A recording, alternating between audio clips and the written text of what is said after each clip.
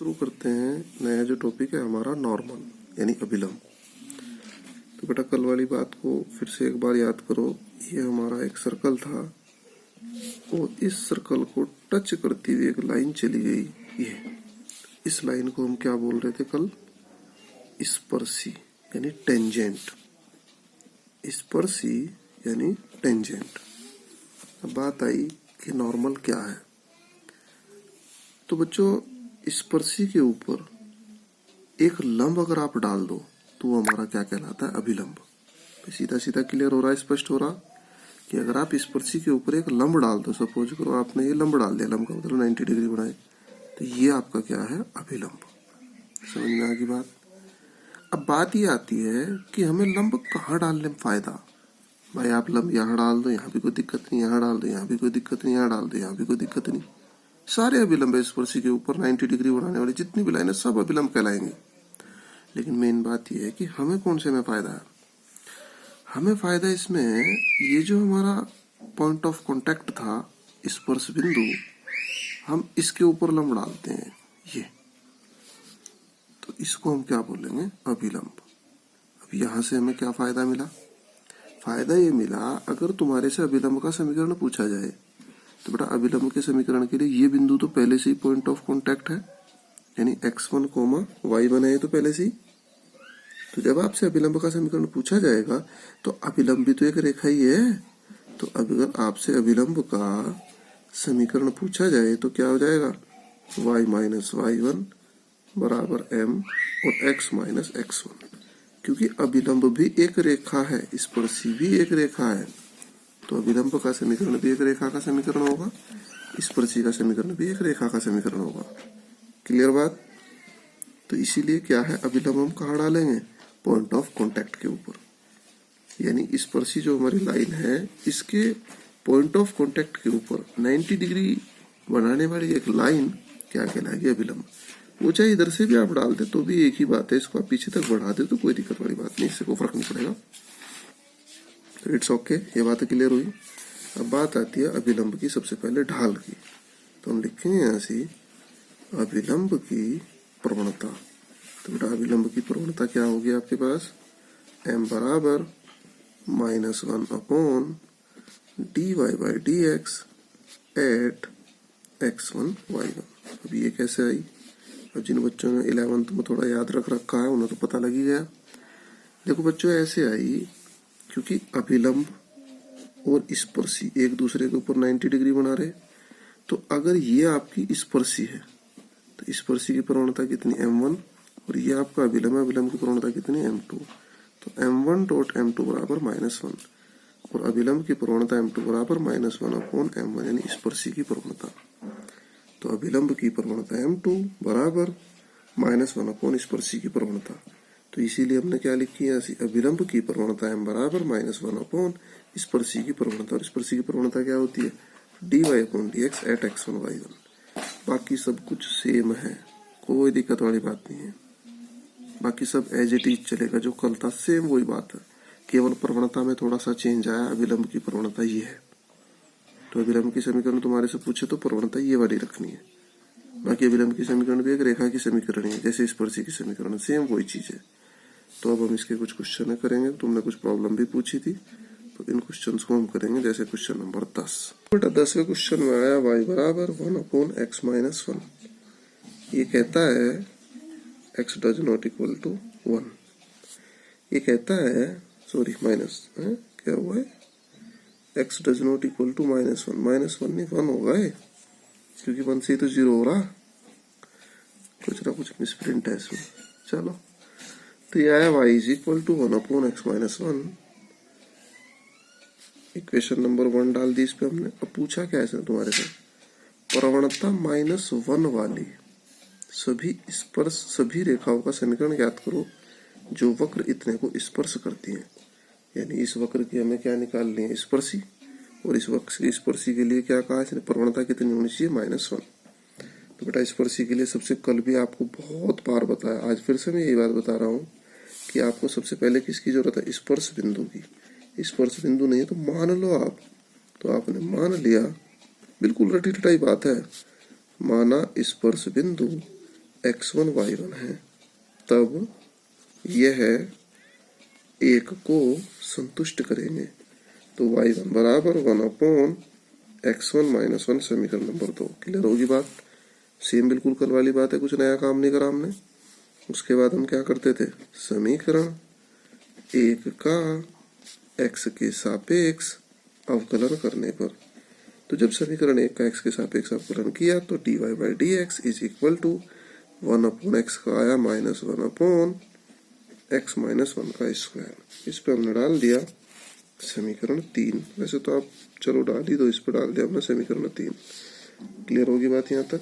उसके बाद हम क्या निकालते हैं, dy/dx एट x1, y1, तो यह आ गया -1/x1 - 1 और पूरे का होल स्क्वायर। ठीक होगी बात?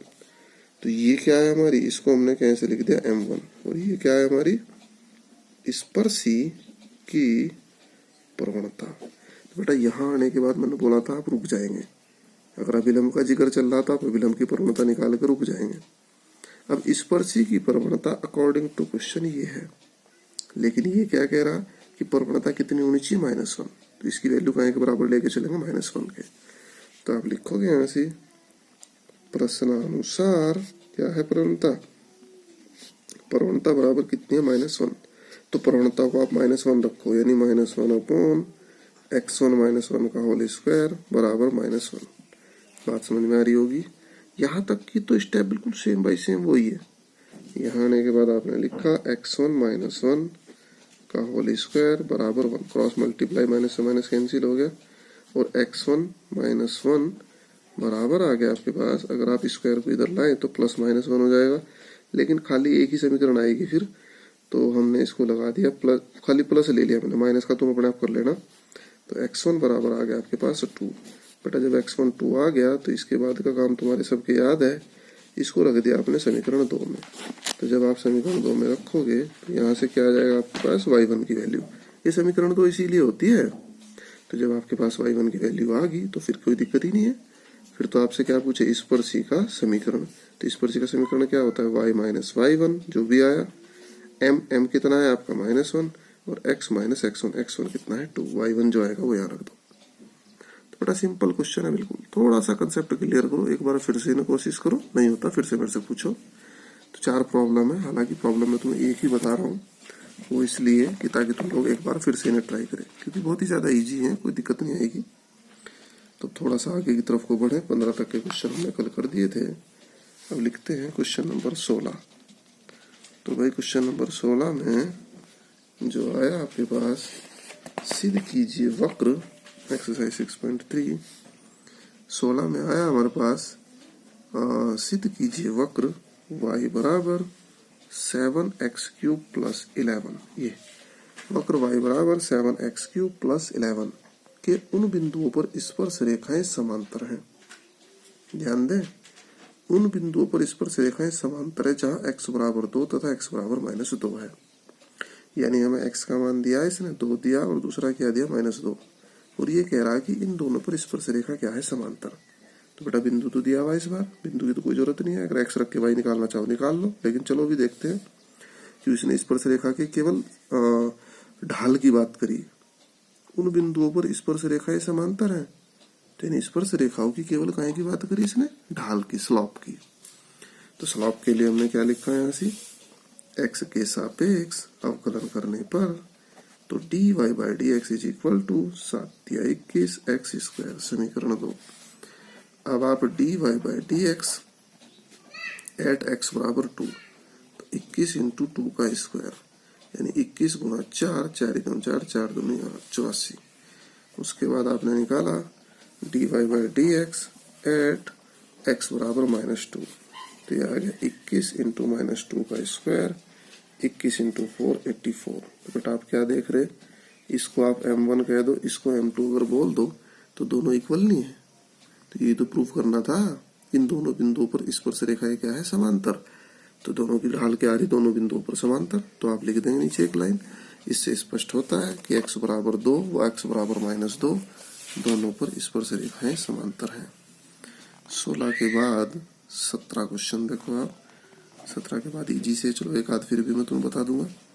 17वें में इसने कहा वक्र y बराबर x क्यूब पर उन बिंदुओं को ज्ञात कीजिए। तो उन बिंदुओं को ज्ञात करने का मतलब सबसे पहला काम तो स्पर्श बिंदु ही, बाकी सब काम तो बाद में ही करेंगे। क्वेश्चन को पढ़ेंगे बाद में। माना स्पर्श बिंदु आपने मान लिया x1 y1 है, वही अपना पुराना लॉजिक।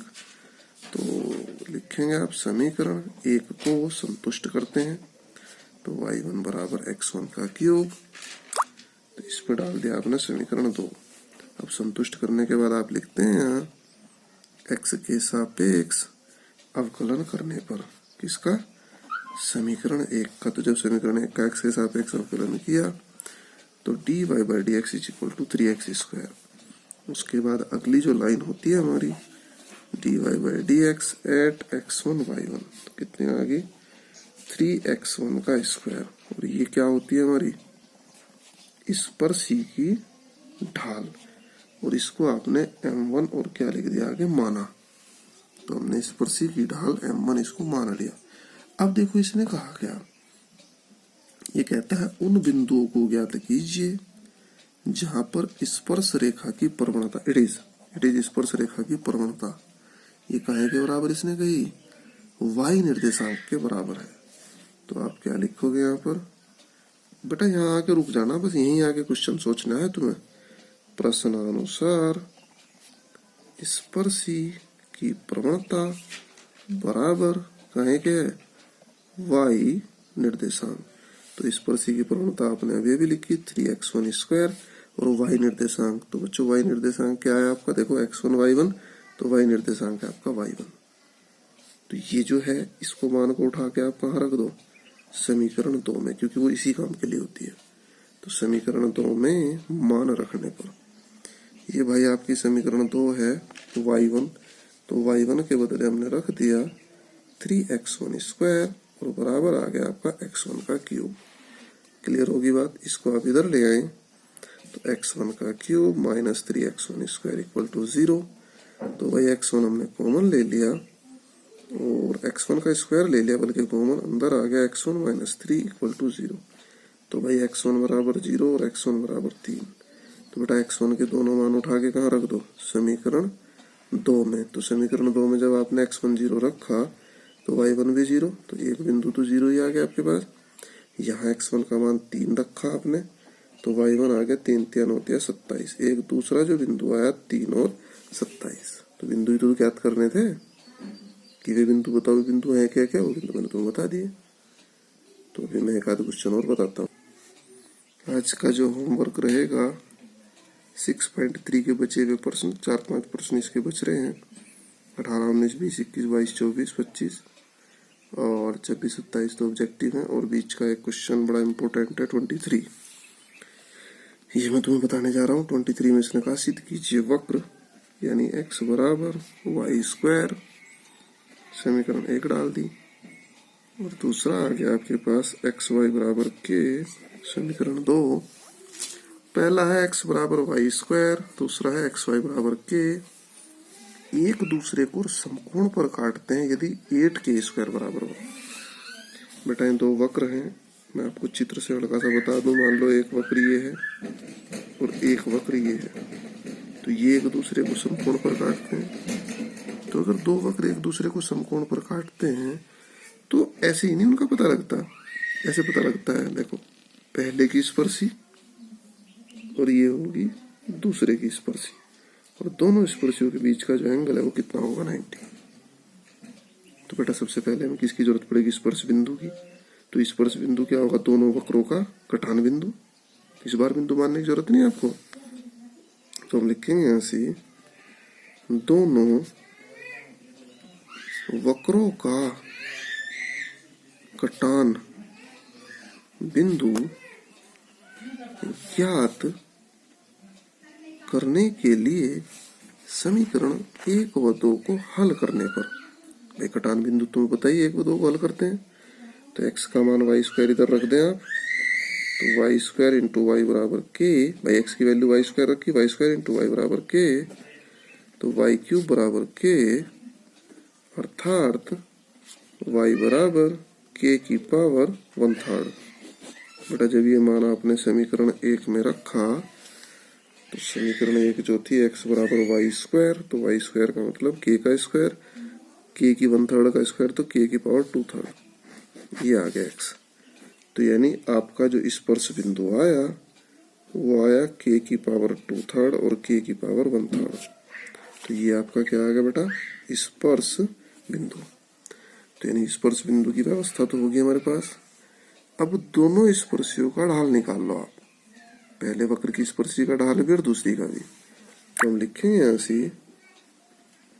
प्रथम वक्र, प्रथम वक्र यानी समीकरण 1 का x के सापेक्ष अवकलन करने पर। तो बेटा समीकरण 1 का x के सापेक्ष अवकलन कर दिया आपने, तो x का अवकलन 1 और y स्क्वायर का अवकलन 2y dy बाई dx।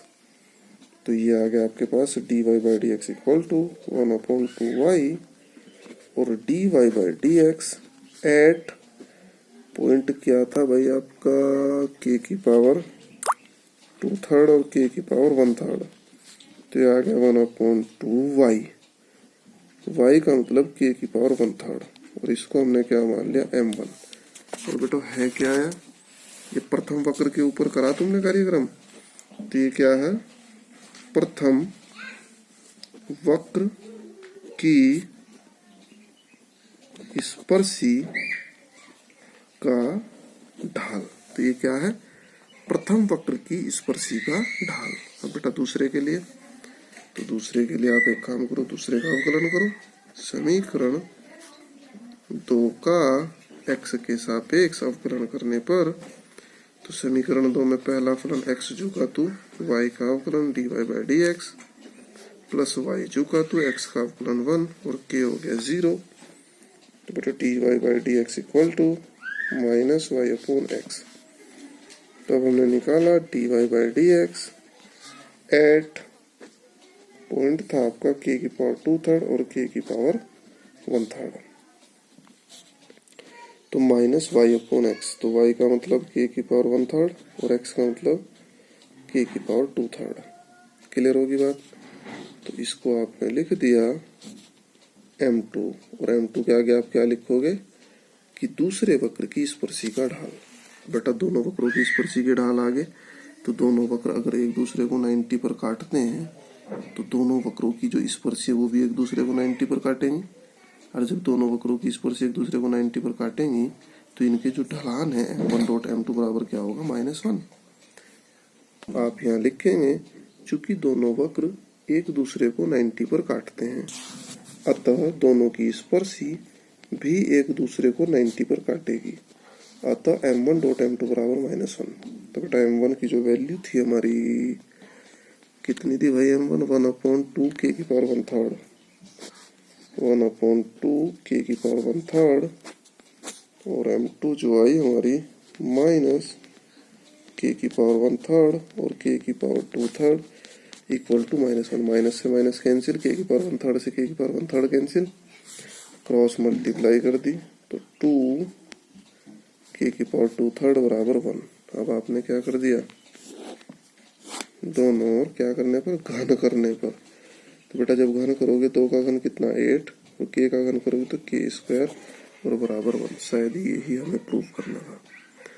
तो बच्चों आज इन क्वेश्चन को आप कोशिश करें, थोड़ा सा प्रयास करें, जो नहीं होते उनको आप दोबारा करें, और फिर भी अगर कोई प्रॉब्लम आती है आप मेरे से उन्हें पूछें।